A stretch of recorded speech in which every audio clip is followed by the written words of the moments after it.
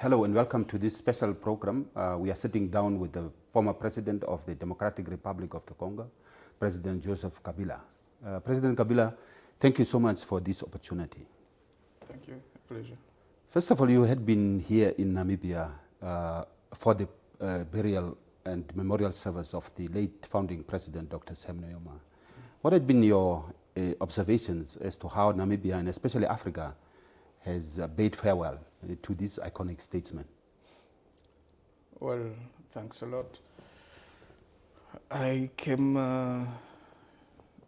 to pay my last respects to the former president, the founding father, President Sam Nujoma.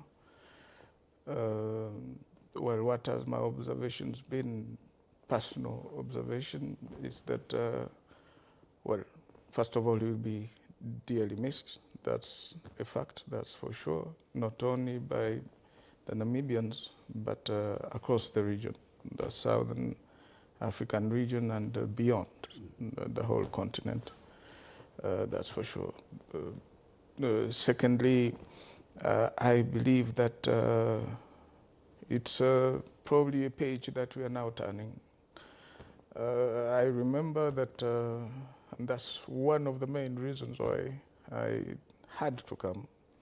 It's because when I lost, or when the Congo lost, the President Laurent Desire Kabila way back in 2001, we had three heads of state who came from the Southern African region.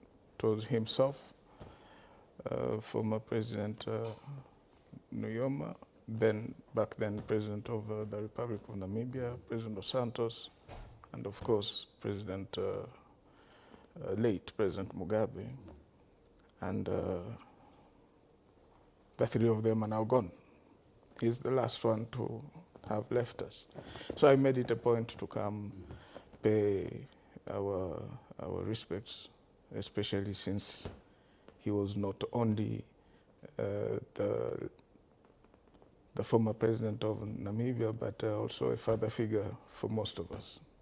But the most important thing is, well, should pick up from where he left, and this new generation should continue and carry on with what he was doing and from where he left, in fact. President Kabila, this is an end of an era, if we can say that. It's the last of the founding presidents alive that now passed on.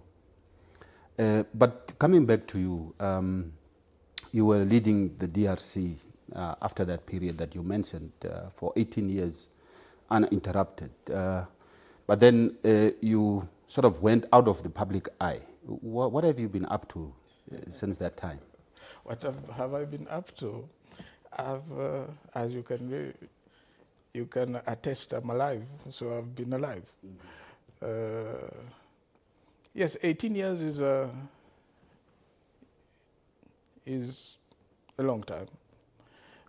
In the life of a nation, it could be a short time in the life of a human being. But we left office as per the Constitution. We've been doing various other activities, academic activities, and we intend probably to continue with those. But if the situation continues as it is back home, then we definitely will have to make sure that the Congo does not go down the drain, and that we are also there to assist and as a mission to do exactly what we think has to be done in order for that situation not to get from bad to worse, which is basically what's happening as we speak. Yes. Mr. Kabila, you talked about academic activities. This is studying at the University of Johannesburg. Yeah, part of it is, yes, studying at the University of Johannesburg, which we are through with, and we currently, in fact, we suspended our academic activities 2-3 months ago in order to just have more give more time and attention to the situation back home. So we suspended that for some time. And because of that, is that you coming back into the public life? Are we seeing that because there's reports that you are emerging from the shadows? I don't know. That is the reports that we're reading. Those reports are wrong. Uh-huh. Those reports are wrong. I've never been in the shadows. I've always been in the light. It's just that I was concentrating on something, and I always want to give my full attention to what I'm doing in order to succeed. You can multitask, but when you're dealing with very serious issues, multitasking is not an option. And here we're dealing with very serious issues. Well, academically, and of course the Congo being a very serious issue, serious situation. So you have to choose which is a priority. And for the time being, it's clear that the situation back home has become a priority. Indeed. We are also reading reports, and I hope this time it's correct, that all eyes are on you, especially from the party that you lead, the People's Party for Reconstruction and Democracy, that all eyes are on you to stabilize the situation in the DRC.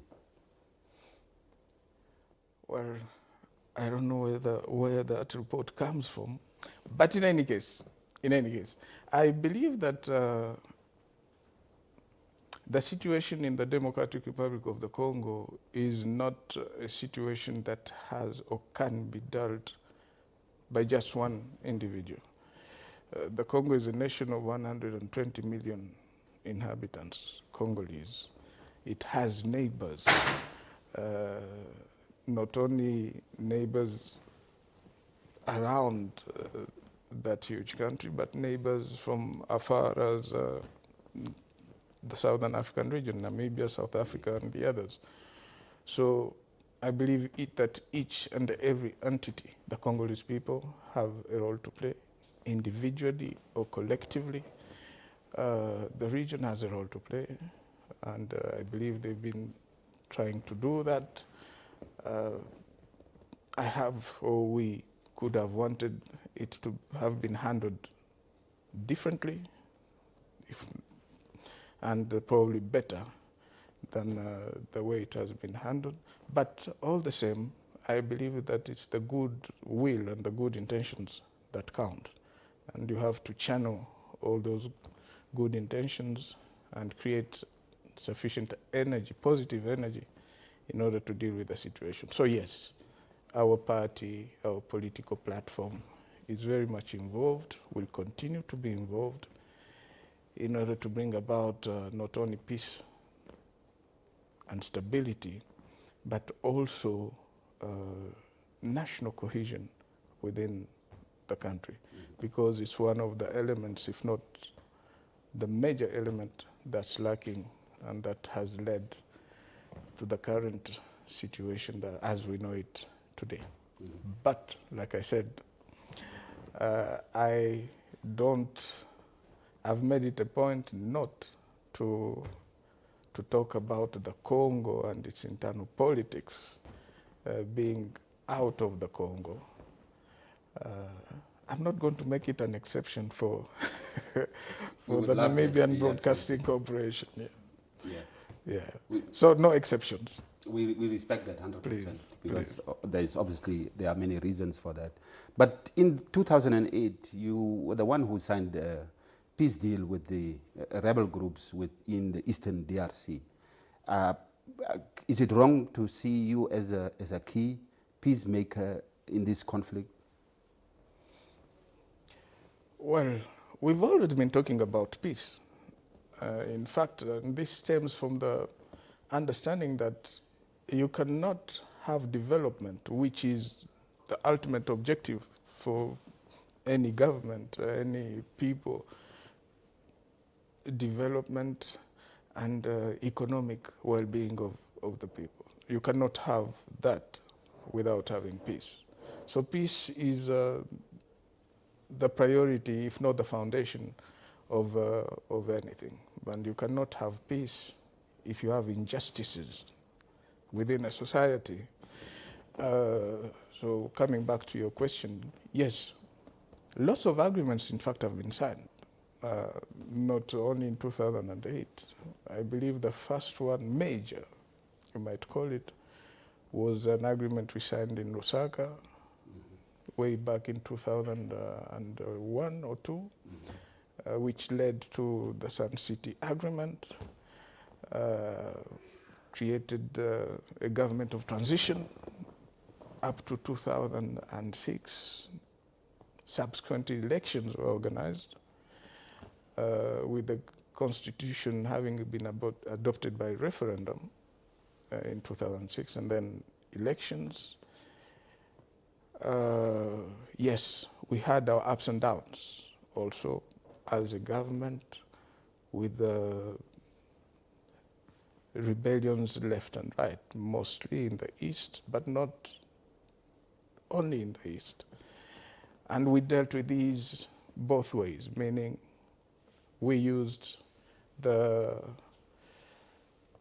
negotiations as a tool, but we also built the capacity to deal with such a situation militarily. And that's how we managed to bring peace to 98% of the region in the east, the west, across the country. Now, the current fighting that's ongoing has its root causes in very many other situations, as you might call them. Governance being an issue, injustices being an issue, constitution not being respected being an issue. So there are very many issues that come into play. And when you have such a situation internally, that's the internal dynamics, you will have external players who will also crop in. And that's what is happening. So today, as we speak, you have a number of armies that are deployed in the Congo, and each and every one of those countries has its own interests at heart. So those are the contradictions that we faced way back in 2001. We managed to do away with those, but they've cropped back up, and it's a challenge that we have to meet head on as Congolese, with all our neighbors, with the SADC region, and now members of the East African community. So those are the challenges that have to be met head on, and to be dealt with, so that peace is not just a word that's uttered left and right. So you spoke about the withdrawal of foreign troops and so on from the DRC. Would you say that is the first step of attaining this elusive peace in the DRC? Well, from my experience way back in 2001, we took a bold decision. We either took that decision because we were very courageous, or we took that decision because we were very young. But in any case, it was a very bold decision. Our decision in 2001 was, we believe all foreign troops have to leave the Congo in order for peace to be achieved. And in order to give the Congolese the flexibility to talk about this thing that's called peace. And that's how most of those troops left. Congolese were left to deal with their own issues, but of course with the support and the accompaniment of the partners of the Congo, the region and beyond, the United Nations also included. But is it the same therapy that can or will work, the same miracle today? Now, we have to sit around and go into that, dwell into that. But I believe that there is nothing that's as important as a country being within its borders, sovereign decisions, and there not being 7 armies battling it out, mercenaries included, hundreds of armed groups. Now, when you have such a mixture, well, it's quite an undesirable situation. It's very complex indeed, Your Excellency. But in terms of the situation itself, and President Ruto is mediating, and it's got a very difficult role to play. I think very complex in terms of that. But how do you see his mediation helping to at least come to sort of an agreement to what we are saying today? You see, you're bringing me back to talking about the Congo and its internal dynamics. But I don't know whether you want an answer from an elder statesman, myself, or you want an answer from just a former president. My advice, if at all anybody wanted my advice on this particular issue, my advice could be talk to the Congolese people. They know better, they know best, because they've already been there. They've climbed that mountain, they went down the valley. It's another mountain to climb. They know better and best how or what it is that they're suffering from. I know that the initiative is to bring mediators from West Africa and some other African countries, but no mediator will ever tell you that he or she knows the Congo better than the Congolese themselves. And I think that should be the first step. And then the second step, of course, should be the goodwill. How do you judge the goodwill, good intentions of the actors? And of course, thirdly, what are the guarantees that what you're doing will definitely, or at the end, bring about the peace that we are talking about? So I think it's a process that's still in its infancy. And I don't have all the details, so I should definitely abstain myself from going into what President Ruto is doing. Our church leaders are also trying to do something. But with time, I think we'll get all the details and we'll be able to make our own judgment. But my advice could be that. But currently also there is the feeling that the DRC people are fighting themselves. They are fighting amongst themselves. If you look at the eastern part of DRC, there is that perception. Is that a correct perception that we are having at the moment? Well, like I said, you have internal dynamics which have made it such that you have people who have picked up arms, you have the government that's fighting those who have done so. The reasons are various reasons.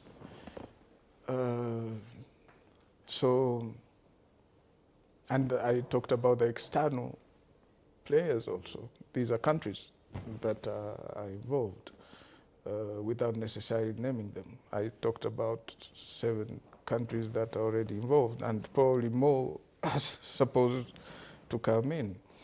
So the very first thing that I believe has to be achieved is to bring about internally a consensus on what it is that is wrong. When you reach that consensus, then you definitely will be on the right path to finding a cure for that. That was our approach in 2001. That today could also be the best approach as we speak. At the time when you left office, you had a very good alliance with President Felix Tshisekedi. What is the status currently of that relationship? Well, did we? I believe when you left office, there was... Yeah, when I left office, we had a coalition. We had the government of coalition, or coalition government, we called it, which was in place. But, well, that government unilaterally was stopped, or the coalition came to an end because President Felix decided that he did not need it. Well, we took note of that, and up to now we've taken note of that. So what's the status of the relationship? Well, I'm not in a position to say that. You're bringing me back to internal politics. My apologies. Let's talk about Namibia. Yes, share your experiences, your impressions of the country, how we are going, and after 35 years of independence, we are looking to swearing in a first female president. What are your views on that, Your Excellency? Well, very positive views, very positive views. Namibia has come to be a beacon of not only peace but hope, in large, because of the work that was undertaken by the founding father, and of course those who have come after him. And after 35 years, and 35 years is not a long time. In the history of a nation, 35 years is quite a short time. The dynamics, the peace and stability that have been maintained in this country are to be commended. The development that's taking place is supposed to be commended. But Africa still will have challenges 10 years from now, 15, 20 years from now. In any case, any country in the world will always have challenges to be overcome. It's just the resilience of the people and the vision of the leadership in place that will always guide the people and the nation towards stable waters. And I think Namibia has had those. With us turning the page on the illustrious founding father, I think it's what should continue to inspire the leadership of this country to continue and move on that same path, and probably do better where they believe they can do better. That could be my take. Just on Vice President of Namibia, Netumbo Nandi-Ndaitwah, being sworn in as the first female president. Your thoughts on that, Your Excellency? Well, it should be encouraged. It should be encouraged, and I believe that it's because of the policy, you might call it policy or politics, that the ruling party has in place. I was informed that the question of parity, 50-50 is an important one. And I believe the fruits of that parity is what you're seeing now with the first female president being sworn in. Do we, or could we see, might we in the near future see that in very many other countries, African countries, why not the Congo? Yes, I truly think so. It's an uphill task, but I think now with what's happening here, people are definitely going to be prepared to see that in other countries. Your Excellency, as a conclusion, a 53-year-old former statesman, you called yourself an elder statesman. What does the future hold for President Joseph Kabila? For those who believe in God, like myself, I'll say, well, only God knows. Our intentions are to be very much available to serve our country, to serve our people, continue to serve our people, and serve the region also, Africa, because the Congo is an African country, Namibia is an African country. And what we should be looking at is not just our, you won't mind if I say our small countries, but the continent as a whole, because we are bigger, we are stronger as a continent as Africans, as opposed to just being Congolese, Namibians, and this and that. So we still have a bit of energy to continue to serve that very cause. Mm-hmm. Yeah. Your Excellency, thank you so much for this Thanks opportunity. a lot.